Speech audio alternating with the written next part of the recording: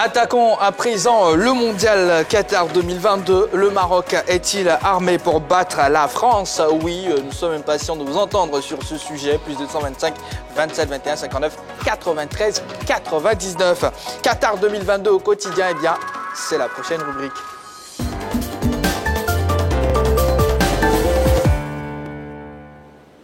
Eh bien, on va commencer avec coulisses du Qatar.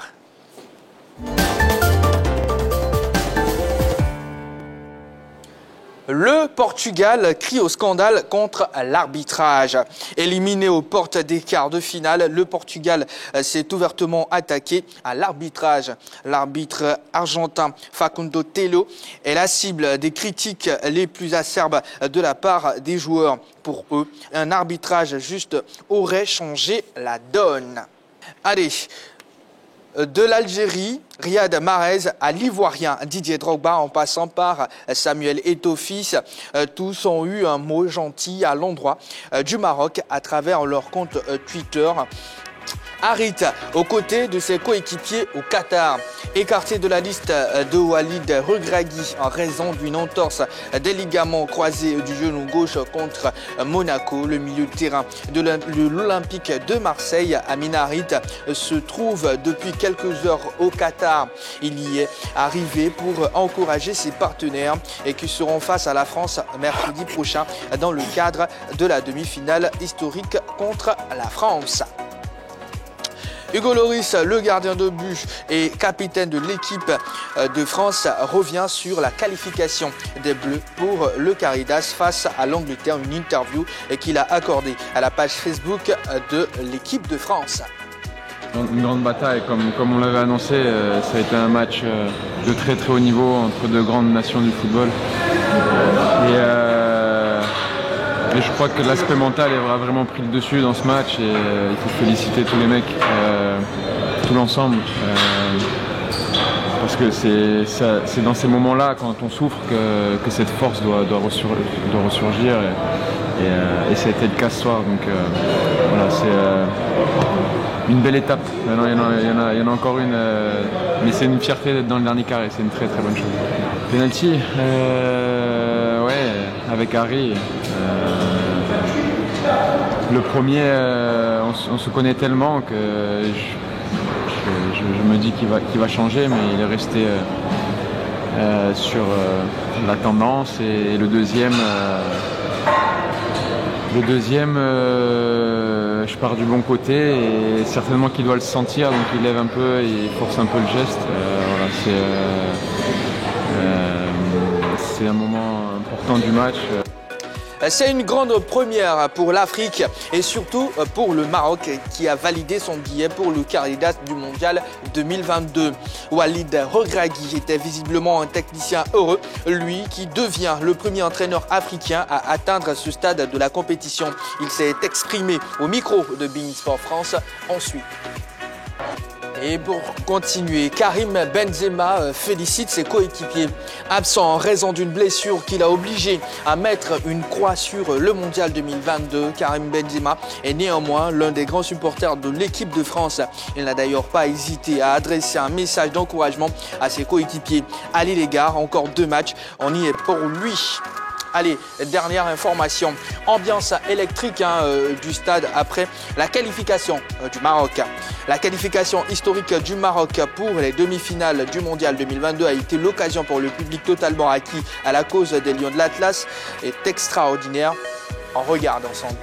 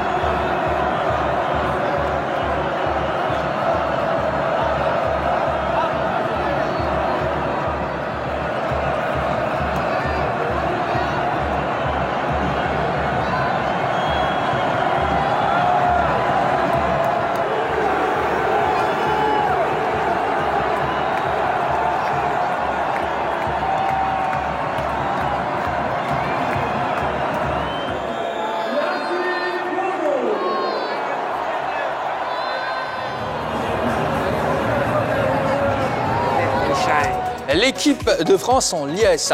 Il n'y a pas que le Maroc qui était en fête le week-end dernier. Son adversaire en demi-finale, c'est-à-dire l'équipe de France, était également dans la joie dans son QG après sa belle victoire aux dépens de l'Angleterre.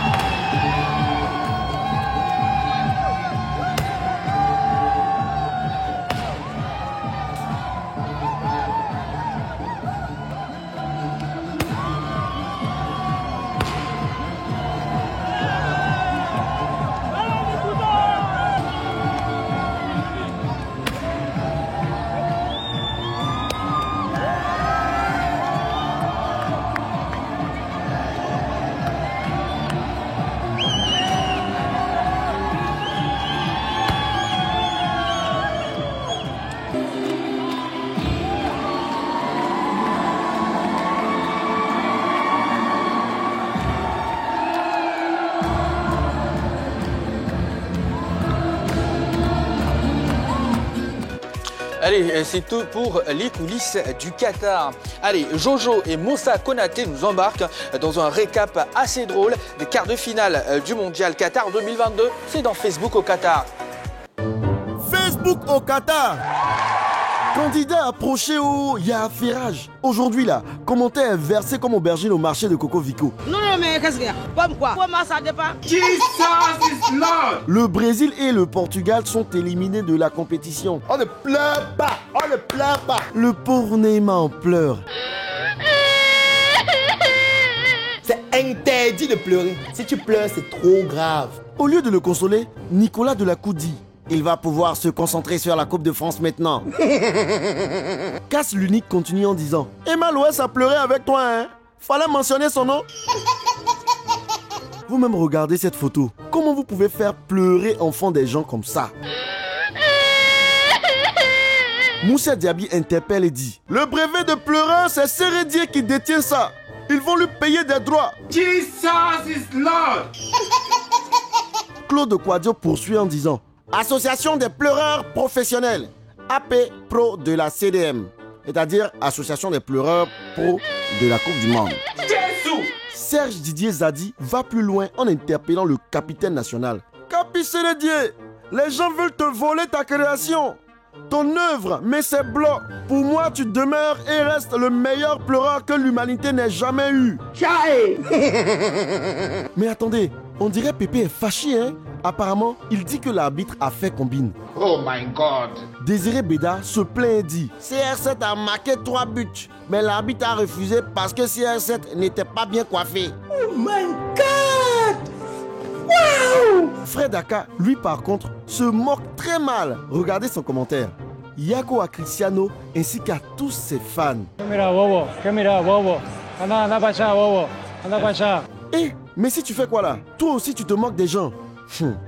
Sila Amadou ne t'a pas raté, il dit: 3 pénaltys en 5 matchs pour Paul Le Nain. C'est le CR7 qui est pénaldo. Toi aussi Sila Amadou, tu es violent des... Bon, on s'arrête là pour aujourd'hui en attendant les demi-finales. Maroc, France, Argentine, Croatie. Bon, j'espère qu'il y aura des bérets encore, hein. Et voilà. Retour en Côte d'Ivoire. Voilà, là, on était tout simplement au Qatar, n'est-ce pas, Roger Stéphane? On était au Qatar avec de très belles images. J'aimais les larmes des stars là, après l'élimination. Les gars Voilà. pleurent comme des Il y a bébés. beaucoup de pleurs, hein. Ah ouais, c'est un élément comme des Il y a bébés. beaucoup de pleurs. de Jojo en featuring avec Moussa Konaté. Allez, Dago Charles, j'imagine que dans votre carrière, au moins une fois, vous avez pleuré. Non, moi j'ai fait plus que pleurer. J'ai été à Zambacro en prison. Donc. Voilà. Ouais, ce jour, j'ai eu mal. Après la CAN 2000, c'est ça? À la CAN 2000, j'ai pleuré, c'est vrai, parce qu'on n'avait pas bien préparé cette CAN-là. On s'est fait d'une crise, coup d'État, tout et tout. On n'a pas préparé la CAN. Alors que pour moi, on avait l'une des meilleures générations. Cette CAN avec un grand Kalou Bonaventure à cette période-là, Bakayoko Ibrahim. Et puis bon, on a mal entamé avec le Togo. Et puis bon, le Cameroun nous a étrié 3 buts à 0. Et on est revenu face au Ghana, on a gonflé à bloc. Mais malheureusement, on n'a pas pu marquer 3 buts, on a marqué juste 2 buts. C'était insuffisant. Ouais, c'était insuffisant et à l'automne, on a beaucoup souffert. Mais c'est un sentiment naturel, ça dénote de, je pense, hein, ma foi, l'envie de vouloir mieux faire. Non, pour la simple raison que le foot, vous savez, pour nous, c'est autre chose. Que le supporter, bon, lui, il vit sa passion, mais nous, on vit ça doublement. C'est notre travail, c'est notre passion, c'est tout pour nous. Comprenez? Donc, quand on perd, d'abord, c'est pour nous que nous pleurons nous-mêmes. Parce que nous voyons nos amis, nos familles, nos enfants, tout ça, qui nous regardent, qui croient en nous, la rue, tout. Notre activité professionnelle, tout. Ça, c'est tout ça là qu'on voit. Et qu'on perd, c'est pour ça qu'on a mal. N'est-ce pas? Et puis on pleure, c'est juste ça. C'est ça. Mais c'est pas comme les supporters, les Ouria. Point oui, point non, ils pleurent, puis bon, le lendemain, ils continuent de se moquer de nous, c'est pas ça. Jean-Philippe Auréa, un petit feedback, un petit retour, pardon, on va dire ça comme ça, sur Amin Harit, qui est aux côtés du Maroc, on le sait, blessé à quelques minutes même, j'ai envie de dire, du mondial. C'était vraiment terrible, hein, c'est un peu la même foulée. Le joueur marseillais. Ouais. Oui, c'est un peu la même foulée que Sadio Mané avec le Sénégal. Amin Harit était revenu à Marseille, se relançait même dans l'optique de cette Coupe du Monde. Il avait réalisé un match fantastique face à Tottenham. Et là, tout le monde se disait « Ah, le Maroc va retrouver son ailier du charme ». On l'imaginait déjà sur un côté avec Ziyech, en train d'être les 2 flèches offensives de cette formation et patatras. Bouffal est bien là aussi. Oui, bien évidemment, mais c'était Harit. Bouffal, voilà, il ne partait pas comme titulaire. Le débrief un peu plus tard. Donc voilà, donc c'est dire que pour Amin Harit, c'était vraiment un coup dur. Et là, pour cet événement, pour cette autre étape historique, il se devait d'être au Qatar, à Doha. Une chose est sûre et certaine pour les Marocains, j'ai beaucoup aimé le mot de fin de l'entraîneur marocain quand il était interviewé par beIN Sport. Il a dit « ce n'est pas encore terminé ». Parce que même derrière la demi-finale, en cas de défaite, il y a encore la petite finale pour espérer être 3e. Donc pour lui, l'aventure se poursuit. Il y a encore 2 matchs. Et il faut véritablement aller jusqu'au bout de l'histoire. Il faut véritablement aller jusqu'à marquer cette histoire-là. Et on sera de cœur avec les Marocains, même si moi je le dis, ça va être une rencontre assez atypique entre 2 formations. Ce n'est pas pour faire injure à la France, mais typiquement africaine, parce que la France, de par son brassage, avec tous ses enfants qui y sont nés, ces jeunes Français d'origine africaine, a cette richesse-là qui lui permet de pouvoir jouer face à n'importe quel style de football. Et la rencontre même la plus difficile à laquelle le Maroc a eu à faire face durant cette campagne, c'était face au Canada, qui également comptait dans ses rangs plusieurs joueurs d'origine africaine. Donc c'est pourquoi je dis que ça va être une rencontre particulière. Okay. Mais je pense que Regragui l'a déjà annoncé, il a beaucoup de blessés, on sent la fatigue. Là, quand on est entraîneur, ce n'est pas Charles qui me dira le contraire. Les mots ne suffiront pas. Il s'agira peut-être de mettre les joueurs dans une autre ambiance en leur disant simplement c'est la dernière marche, c'est la dernière étape avant le Graal. Ouais. Allez-y, faites-vous plaisir, donnez tout ce que vous avez, tout ce que vous pouvez donner pour qu'à la fin, on sorte d'ici heureux. Allez, retour sur les résultats des quarts de finale.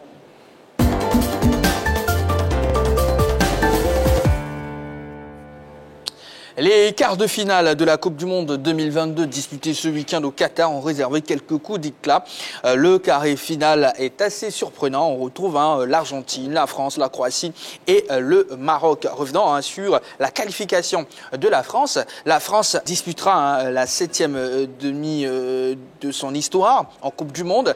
Quelle impression vous laisse cette performance des Bleus? Allez, Juliette. Ah là là. Cette demi-finale. Et je crois que c'est 4 pour Didier Deschamps. Je crois qu'ils ont bien réussi depuis qu'il est à la tête de cette sélection à arriver au dernier carré des plus grandes compétitions. Moi, je pense que la France est prête. Quoique, avec les absences, on se disait que ça allait être compliqué, les N'Golo Kanté, les concours, tout ça. Mais on s'est rendu compte que c'est plus facile pour lui de faire la transition. Parce que ceux qui ont remplacé ne sont pas si remplaçants que ça, parce qu'ils sont performants. Ils essayent de relever aussi le niveau et ils sont en demi-finale. Donc, je pense qu'il y aura encore beaucoup de surprises pour la France. C'est la meilleure équipe qu'il a remportée, oui, France-Angleterre. Oui, mais ça a été un match équilibré. Ça a été un match assez équilibré entre Français et Anglais. Toutes les équipes, les 2 équipes ont donné tout ce qu'elles avaient.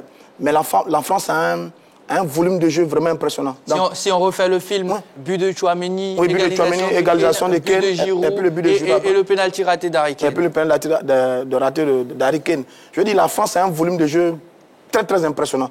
dans tous les compartiments du jeu. Il y a de la qualité à du jeu, il y a du rythme. On voit un ballon qui circule bien. On voit une équipe très équilibrée. Et sur ce match-là, les Anglais avaient trouvé plus ou moins la solution Kylian Mbappé. Et il a beaucoup couru, mais ça n'a pas été le Mbappé habituel. Et à partir de cet instant, Mbappé quelque peu muselé, Dembélé également. Eh bien, ce sont des garçons qu'on n'attendait pas. On a évoqué son face-à-face avec Walker. Qu'on n'attendait pas, qui ont vraiment porté cette équipe de France. Raphaël Varane a été énorme dans la défense française. Griezmann a beaucoup couru dans le milieu de terrain. Olivier Giroud a fait du Giroud. Il manque une action. Juste après, il met le but. Oui, c'était vraiment une très belle équipe de France. Et quand on voit la France jouer, il y a du tout dans cette équipe de France. Il y a de la folie, avec tous les jeunes Africains d'origine. Il y a la science tactique vraiment, c'est une très belle équipe de France qui, pour l'instant, fait un très bon parcours. Sur le quart de finale qu'on attendait tous, on a été bien servi. Bravo à la France qui a fait un très bon match. Et félicitations également à l'Angleterre qui a livré une très belle bataille face à l'équipe de France. Allez, sans plus tarder, on va ouvrir le téléphone sur notre deuxième question. LJT Mondial 2022, le Maroc est-il armé pour battre la France? C'est notre deuxième question. LJT, appelez-nous, laissez-nous un message sur la page Facebook de la 3. J'ai un commentaire Touré Ibrahima qui est vraiment pas optimiste du tout. Malheureusement, la course s'arrêtera demain pour le Maroc. Allez, Ibrahima Touré. C'est son avis, on reviendra là-dessus, sur les autres commentaires. Dago Charles, qu'est-ce qui a réellement fait la différence? Et pour poursuivre, est-ce qu'Harry Kane devait tirer le second penalty? Non, moi je pense que, je ne sais pas si j'ai regardé le même match à Roger Stéphane. Peut-être que c'est parce qu'il est peut-être trop français. Mais moi je pense que les Anglais ont été grugés quand même. Pour moi, les Français ont été marchés dessus par les Anglais. Pour moi, j'ai vu 90 minutes. Par les Français plutôt? Enfin, par les Anglais, pardon. Les Anglais ont marché sur les Français. Okay. Mais parce qu'ils couraient après le but. Non, pas parce qu'ils couraient après le but. Quand ils ont cassé le but, ils ont joué au foot. Et ils couraient après le but de fois. Roger, on va laisser Dago Charles. Beaucoup mieux que ce que la France nous a présenté comme habituellement. Ce sont les Anglais qui ont eu le ballon, qui ont tenu, qui ont essayé, qui ont donné du fil à retordre à cette défense française. Hugo Lloris a beaucoup transpiré dans ce match-là. Je pense qu'il y avait même un premier pénalty d'abord qui n'a pas été sifflé. La France a dû son salut. Comme il a dit, Giroud a fait du Giroud. Sur un coup de tête, il a réussi à marquer ce but-là.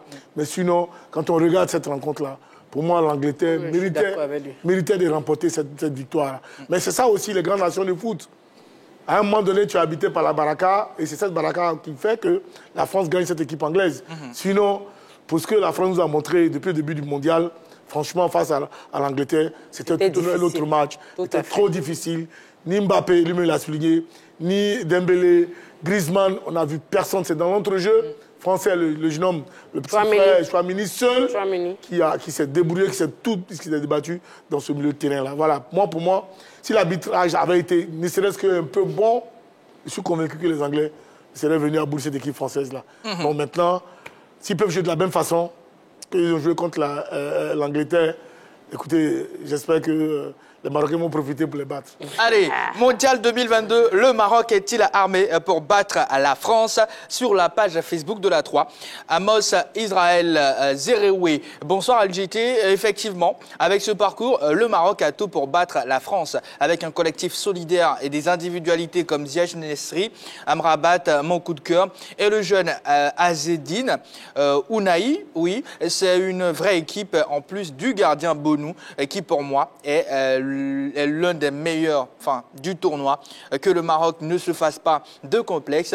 Elle a le niveau pour tenir tête à la France. Les verts et rouges, le vert et le rouge, signe de bonheur. Bonne chance à vous. Et il met plein de drapeaux marocains. Allez, on a M. Kofi en ligne. Bonsoir, M. Kofi. Bonsoir, le tout-puissant Jean-Baptiste. Vous nous appelez de Mbato et je reconnais la voix. Oui, bien sûr. Fidèle parmi les fidèles. Ouais. Allez, votre avis sur notre question? Mon avis n'a pas encore changé. La dernière fois, je vous ai dit que j'ai parié que le Maroc allait jouer la finale. Oui. Et le pari tient. Effectivement. J'avais dit que concernant la demi-finale, les quarts de finale, ça devait se jouer au mental. Et vraiment, les Marocains ont fait preuve de force mentale pour pouvoir passer ce tour-là. Donc, face à la France, je crois que c'est la même chose qui va se passer. C'est-à-dire que le Maroc va regarder droit dans les yeux pour des Français pour leur dire que 11 contre 11, on n'a pas peur de quelqu'un. Ils vont jouer sans complexe. C'est ça. Voilà, ils vont jouer sans complexe. Et pareil, souvent, c'est le problème des équipes africaines. Quand on est en face des équipes européennes, on est complexé, on se dit que c'est de grands joueurs, mais tout le monde est grand joueur aujourd'hui. Voilà, donc moi, comme je l'ai dit, mon pari tient, la France va...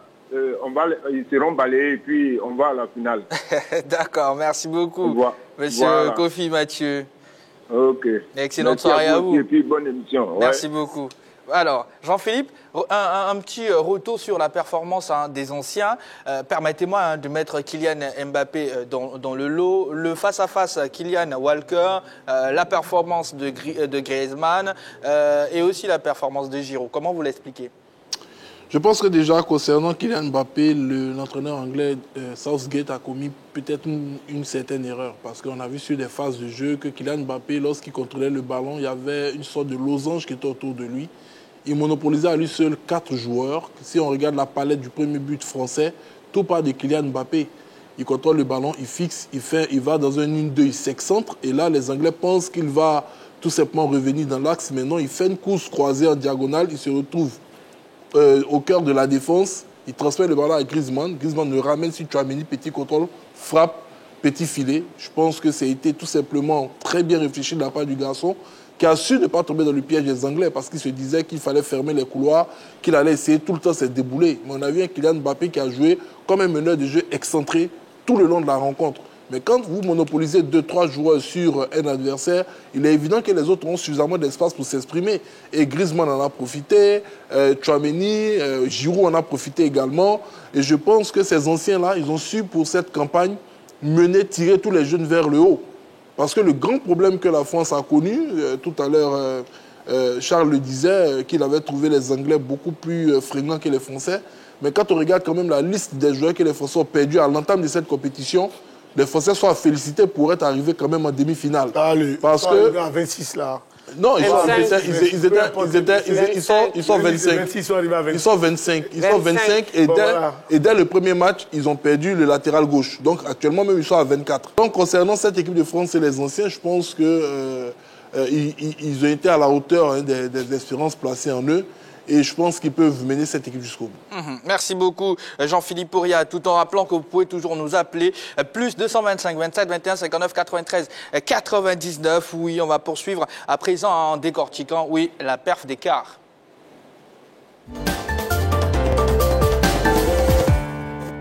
C'était difficile. Le Maroc est devenu la première sélection africaine à franchir le cap des quarts de finale de la Coupe du Monde. Les Lions de l'Atlas sont venus à bout d'une équipe du Portugal qui faisait figure d'épouvantail. Allez, au regard du match, la qualification du Maroc est-elle une surprise, Juliette? Ah mais non, du tout. On le disait ici sur ce plateau. Le Maroc, depuis qu'il est entré en compétition, il est méthodique. Donc c'est beaucoup de travail et je crois qu'on en parlait en début de mondial. Les clubs ou les sélections ont beaucoup de cadres. Mais la sélection marocaine a des joueurs. Il n'y a pas de stars, il n'y a pas de moins stars, il n'y a pas de... Il a réussi un mixage qui fait en sorte que le collectif soit cohérent et puissant. Moi, je le disais, le Maroc, ils n'ont pas véritablement de grandes stars, mais ils ont un collectif qui rassure, qui joue jusqu'au bout, parce que les Marocains jouent un peu comme les Croates. C'est des gars qui sont résilients jusqu'à la dernière minute. Il n'y a pas un moment où ils abandonnent. Donc, ce n'est pas une surprise, ce n'est pas un miracle, c'est beaucoup de travail. Et ils jouent avec, je crois que Jean-Philippe le disait, ils jouent avec ce qu'ils ont. Ils ne vont pas s'inventer des postes qu'ils n'ont pas. Ils ont compris qu'ils n'ont pas de super attaquants, d'avant-centre et tout. Donc, ils jouent défensif. Moi, je pense que c'est vraiment une stratégie qui marche. D'accord. Un mot sur l'attaquant, El Nesri. J'ai envie de dire le seul attaquant entre griffes de valeur. Je peux me tromper, dont dispose le Maroc. Mais vraiment, il s'envole pour reprendre cette balle. Depuis pratiquement 5-6 ans, je crois, c'est le seul véritable attaquant dont il dispose. Il est passé à côté de sa canne. Hein, parce que quand lui, ça ne marche pas, voilà, offensivement, l'équipe du Maroc, ouais, ça ne va pas trop. Et puis souvent, il s'appuie sur les coups de pied arrêtés des Ziyech et autres, ou Amrabat. Mais là, sur ce match qui nous sort face au Portugal, un jeu aérien, bon timing, et puis voilà, il planque ce but-là. C'est ce qu'on demande aux attaquants. Et donc, pour moi, cette équipe du Maroc-là est pratiquement comme cette équipe de France de 2018, qui restait bien recroquevillée sur elle-même, et puis qui jouait sur les contres, qui exploitait à bon escient ses contres. Et là, l'équipe du Maroc joue de la même façon. Et j'espère qu'ils vont garder cette façon de jouer-là, de sorte à prendre cette défense française-là à défaut. On va voir les chiffres. Roger, je viens vers vous dans quelques secondes seulement. On va voir les chiffres de cette superbe affiche qu'on a pu voir. Roger, je vous laisse commenter tout simplement. Oui, 12 tirs cadrés contre 9 pour les Portugais. Enfin, 12 tirs, 3 cadrés de part et d'autre. 74% des possessions des balles pour le Portugal contre 25%. Au niveau des passes, c'est plus de 660 passes pour le Maroc, 248 passes pour le Portugal et 248 pour le Maroc. Enfin, ça montre bien que le Portugal a eu la possession des balles, le Portugal a eu la domination, mais la science de la gestion, du calcul du jeu, c'est le Maroc qui l'avait. Et le Maroc a réussi à planter ce but qui donne la victoire et qui qualifie les Marocains pour les demi-finales. C'est ça aussi le football. Vous savez que sur papier, il y a bien une différence entre le Portugal et le Maroc. On est quand même en quart de finale de Coupe du Monde et le Portugal reste le Portugal. Mais maintenant, sur le terrain, on a vu une équipe marocaine qui est en train de donner une leçon de football à tous les grands techniciens et tacticiens au monde. Le football, bien, c'est la discipline tactique. La discipline tactique, le football, c'est l'engagement et la volonté. Ils sont solidaires un peu partout sur le terrain. Le football, c'est également la qualité des joueurs. Parce que oui, il y a des très bons joueurs dans cette équipe du Maroc. Bonou est bon. Ziyech est bon, Boufal est bon, Masraoui est bon, Saïs est bon. Je ne cite même pas Amrabat qui pour moi est peut-être l'un des meilleurs joueurs de cette Coupe du Monde de football. Et puis derrière, vous avez une équipe qui est en pleine confiance. Parce que quand même, le Maroc, je pense, et je suis convaincu que c'est le meilleur parcours de cette Coupe du Monde depuis le début. D'accord. Quand vous jouez Croatie, Belgique, Espagne et Portugal, un seul but encaissé. À partir de ce moment-là, c'est plus du hasard, ça, attention. Terminons rapidement avec vous, Jean-Philippe Ouria. Sur Bonou, est-ce qu'avec la compétition qu'il réalise, ce n'est pas le meilleur gardien africain? Ah si. C'est le meilleur gardien africain. Même du mondial, même. Incontestablement. C'est le meilleur gardien. Il a réalisé des parades extraordinaires et je pense qu'il va être sûrement récompensé en fin de compétition si son équipe bat la France. Il rappelle Zaki Badou, un formidable gardien marocain des années 80. Très bien noté. Merci beaucoup, Roger Stéphane. Le fait du jour, c'est maintenant.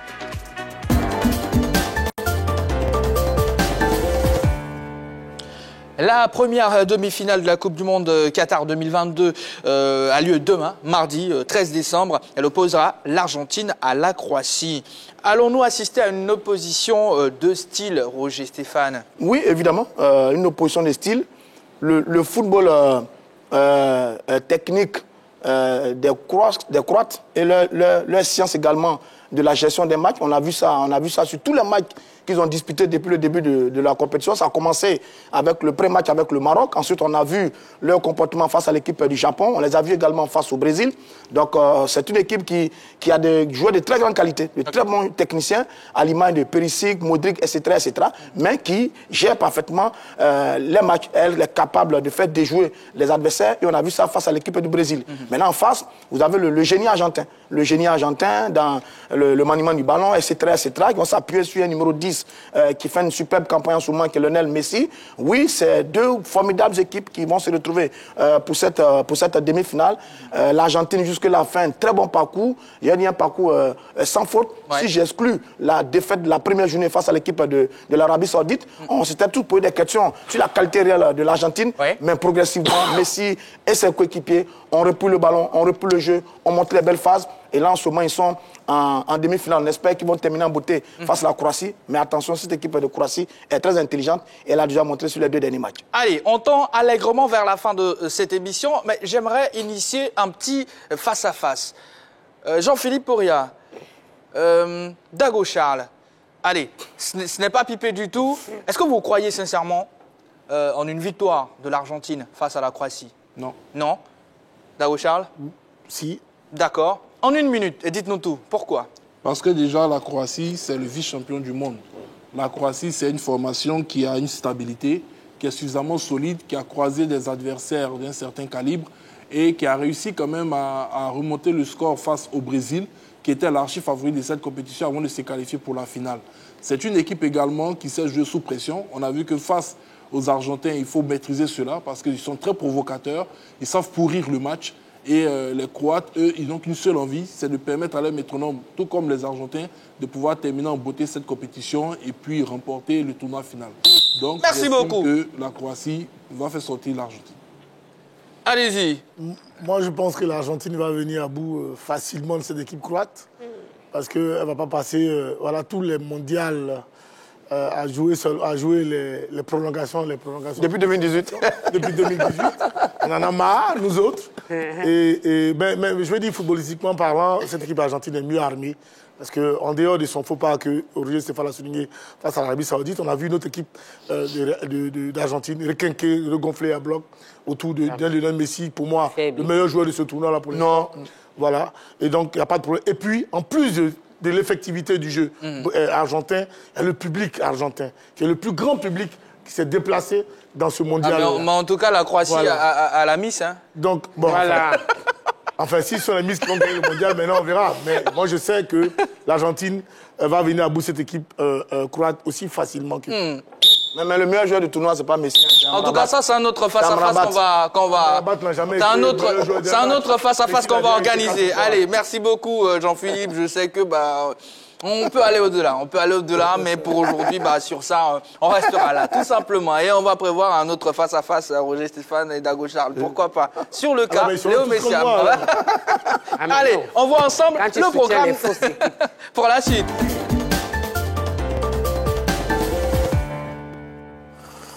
Allez, vous connaissez certainement le programme des demi demain, oui, mardi 13 décembre 2022. C'est dans quelques heures seulement. Vous aurez à partir de 19h Croatie-Argentine. Le mercredi 14 décembre, à partir de 19h, Maroc-France. Voilà le programme des demi. Et on attend de voir vivement qui passera ce cap. Mais pour terminer cette édition, on a prévu un plus calé et on est parti.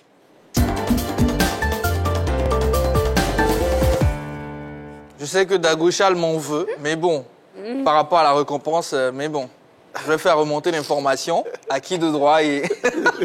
Pourquoi tu es plus fort que Roger Stéphane? Et on verra. Il n'y a pas de motivation, je ne vais pas pouvoir compétir avec lui. Allez, notre thème de ce soir, et chez vous à la maison, vous avez la possibilité de jouer, oui, tout simplement, et vous pouvez mettre le score sur la page Facebook de la 3. Pourquoi pas? Spécial Croatie. On s'y colle. La première question.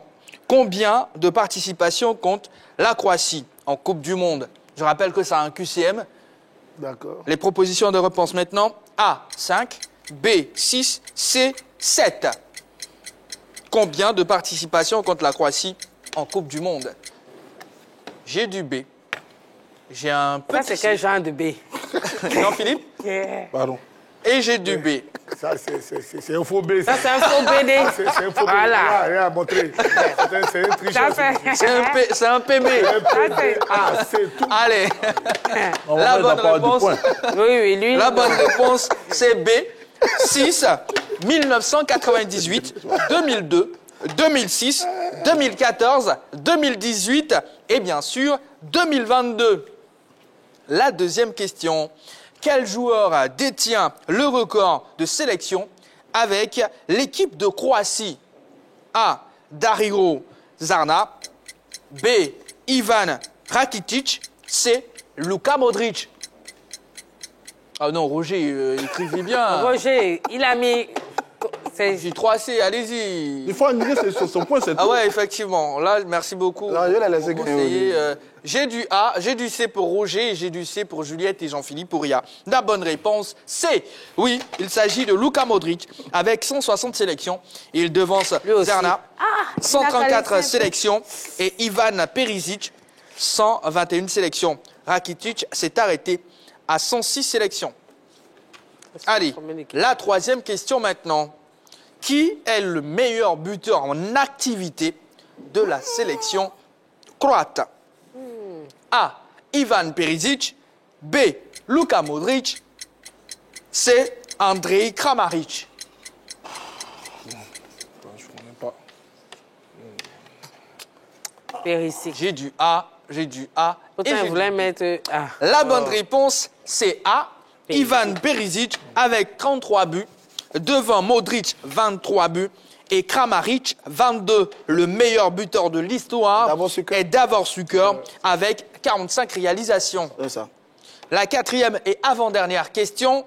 Lequel de ces joueurs n'a pas évolué avec l'équipe de Croatie? A. Zvonimir Zoldo. B. Robert Prosinecki. C. Darko Pantsev. Un nom bizarre d'abord comme ça. J'ai du A. Robert Prosinecki est un Et formidable G joueur. et du C. Allez, la bonne réponse, c'est C. Oh, yo, yo, yo. Darko Pantsev. Il a joué pour l'équipe de Yougoslavie et de Macédoine. Ça, Macédoine. Macédoine. La cinquième Ça fait deux. dernière Combien? question. 2 sur 3. Moi, 2 sur 3. Lequel? Avant l'éclatement. Faut que je gagne un peu aujourd'hui ou bien? Lequel de ces joueurs est le meilleur buteur croate de l'histoire de la Coupe du Monde? A. Andrej Kramaric. B. Mario Mandzukic. C. Davor Suker. Mandzukic. Je connais ce nom. Mandzukic là aussi. Hein. Ou j'ai que du C. La bonne réponse, c'est Davor Suker avec 6 buts. Il est à égalité avec Ivan Perisic, Mandzukic et Kramaric comptent respectivement 5 et 3 buts, comme la 3, tout simplement. Ils vont calculer. Le grand gagnant, c'est 3, c'est 5. On a fait 4 sur 5. Jean-Philippe Auriat. Il a fait 4. Il a fait 4. Il a fait 5, faut pas contester. Il a fait 4 comme moi. Il est jaloux. Il a fait 5 sur 5. Il a fait 5. Félicitations Jean-Philippe Auriat et félicitez vous-même de repartir Il a fait avec un 4. trophée virtuel. Voilà. C'est un trophée jaloux, il a virtuel. fait On ne pleure pas, on ne pleure pas. On ne pleure pas, c'est interdit. C'est interdit de pleurer. Madame, messieurs, bah, merci beaucoup. On va se dire à demain avec un gros et bon débrief de Argentine-Croatie tout simplement. On va se faire ce débrief-là. Pourquoi pas? J'aurais bien voulu être là demain. On espère qu'on verra le match avant l'émission. Il est à 19h, non? On croisera les doigts, même si c'est pas évident. Allez, je vous vois à la maison. Merci beaucoup de toujours rester sur la 3. Merci de faire confiance à la chaîne qui offre toujours 3 fois plus. Et surtout, merci de toujours rester sur la 3.